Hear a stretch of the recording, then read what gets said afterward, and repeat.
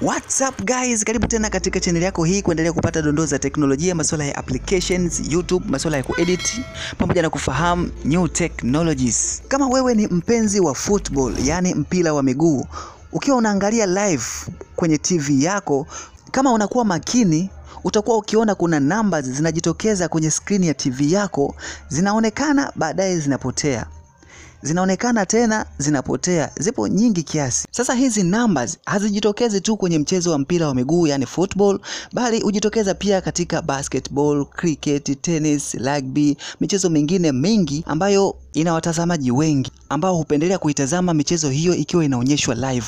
Maana halisi ya kujitokeza hizo numbers kwenye screen ya live streaming program ya TV yako, mfano football, kwanza tambua numbers ambazo zinajitokeza kwenye screen ya TV yako ni tofauti kabisa na namba ambazo zitajitokeza kwenye screen ya TV ya mtazamaji mwingine.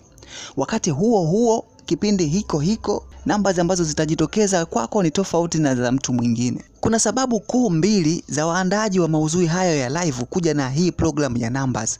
Sababu ya kwanza ni kulinda haki ya maudhui au copyright. Kutokana na maudhui hayo kuwa ni pendwa, basi kila mtu anatamani ayarushe kwenye chombo chake cha mtandaoni, mfano website au YouTube site, bila kupata haki kutoka kwa mmiliki wa maudhui hayo.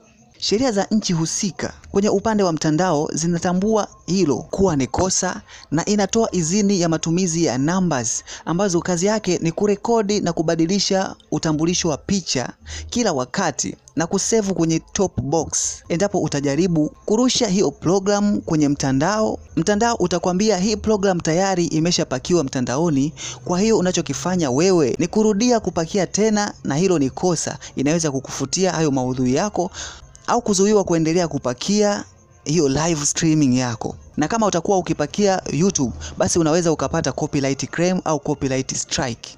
Na kwa kuwa tayari hizo clip zimekuwa recorded kwenye top box, hata ukichukua video clips kutoka katika hizo program baada ya mchezo huo kuwa tayari umeshachezwa, ukisema uweke mtandaoni tu, utapata rungu la kuambiwa copyright claim au copyright strike au kufutiwa maudhui yako. Yes, na hizo ndo kazi rasmi za hizo numbers ambazo unaona zinatokea katika kipindi cha live ambacho unakiangalia, kama ni football na michezo mingine ambayo nimekuambia hapo awali. Naam, kama ulikuwa haufahamu hizo numbers zinatokea kwa sababu gani na kwa dhamira gani, basi hiyo ndo dhamira ambayo waandaaji wamekuwa wakiitumia. Nadhani utakuwa umejifunza kitu mtazamaji katika video ya hii leo. Naitwa Salumu, unaweza kanita Salu the Genius, unaweza kanita Salu wetu ukipenda. Endelea kufuatilia Big Talent kujifunza vitu vingi. Usiache kusubscribe. Tukutane tena hapo baadaye kuendelea kupata videos nyingi kama hizi. Endelea kuenjoy.